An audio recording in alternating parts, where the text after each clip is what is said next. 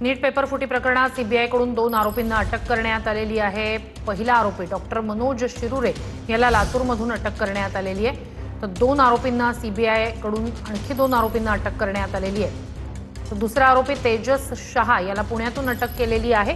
पुण्यातील डॉक्टर अभंग प्रभू medical academy या कोचिंग सेंटरमध्ये फिजिक्सचा शिक्षक म्हणून कार्यरत होता।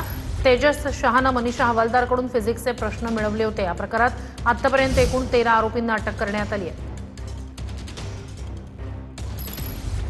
अधिक या सगळ्या संदर्भात जाणून घेऊया आपले प्रतिनिधी प्रदीप कापसे यांच्याकडून। प्रदीप, आणखी 2 अटक आहेत नीट पेपर फुटी प्रकरणी, त्यातलं तेजस शहा बद्दलची एक नवीन माहिती समोर येते। आपल्याला माहिती आहे की मनीषा हवालदारच्या मोबाईलमध्ये गॉड नावाने एक नंबर जो आहे तो सेव्ह होता आणि हा नंबर तेजस शहाचा होता।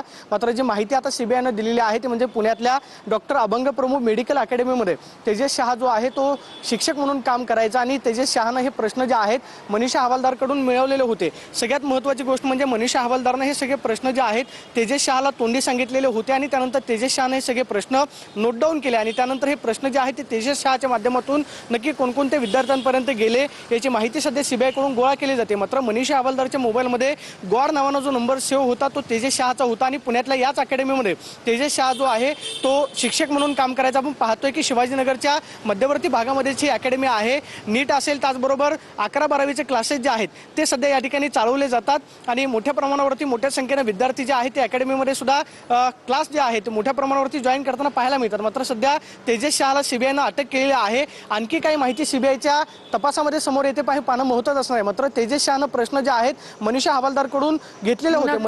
नक्कीच प्रदीप, नक्कीच अपडेट्स घेत राहू। सुरतास धन्यवाद।